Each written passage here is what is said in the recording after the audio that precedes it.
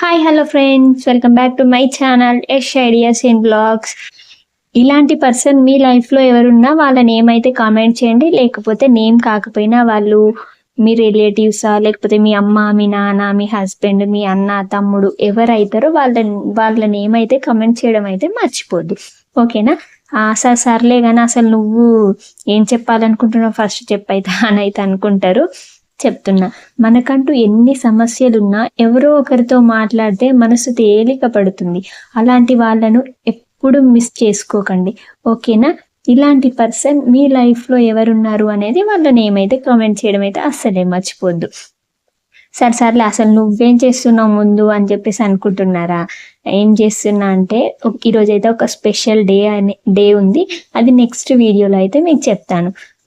ఇంతసేపు వీడియోస్ చూసారుగా, మన ఛానల్ని సబ్స్క్రైబ్ చేసుకొని అట్లనే ఈ వీడియోకి ఒక చిన్న లైక్ అయితే చేయండి. ఓకేనా? అసలు నేను ఏం చేస్తున్నా అంటే, ఇప్పుడైతే బగారా రైస్ అయితే చేస్తున్నా. చికెన్ కర్రీ అనేది నెక్స్ట్ వీడియోలో అయితే చెప్తాను. నేను ఎట్లా చేస్తాను, నా స్టైల్లో ఎలా చేస్తాను అనేది నెక్స్ట్ వీడియో చూస్తే మీకైతే అర్థమవుతుంది. నెక్స్ట్ వీడియో మీకు నోటిఫికేషన్గా రావాలి అంటే మన ఛానల్ని సబ్స్క్రైబ్ చేసుకొని బెల్ ఐకాన్ అయితే యాక్టివేట్ చేసుకొని పెట్టుకోండి. ఓకేనా? ఇప్పుడైతే ప్రాసెస్లోకి అయితే వెళ్ళిపోదాం.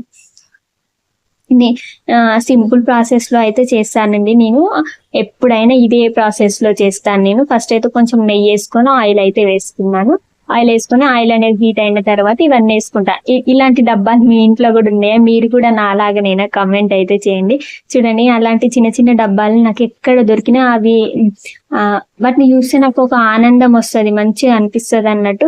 ఎక్కడ దొరికినా అలాంటివి అయితే నేను తెచ్చుకొని అందులో పోపు గింజలు ఇలాంటివి ఐటమ్స్ అవన్నీ వేసుకొని అయితే స్టోర్ చేసుకుంటాను. మీరు కూడా అంతేనా? ఎవరైనా అంతే ఉంటారు. ఇంక ఇవన్నీ అయితే షాజీరా, దాల్చిన చెక్క, బిర్యానీ ఆకు అట్లనే అన్నీ అయితే వేసేసుకొని నేనైతే ఇట్లా అయితే, అంటే మేము ఆయిల్ అనేది ఎక్కువ తినము.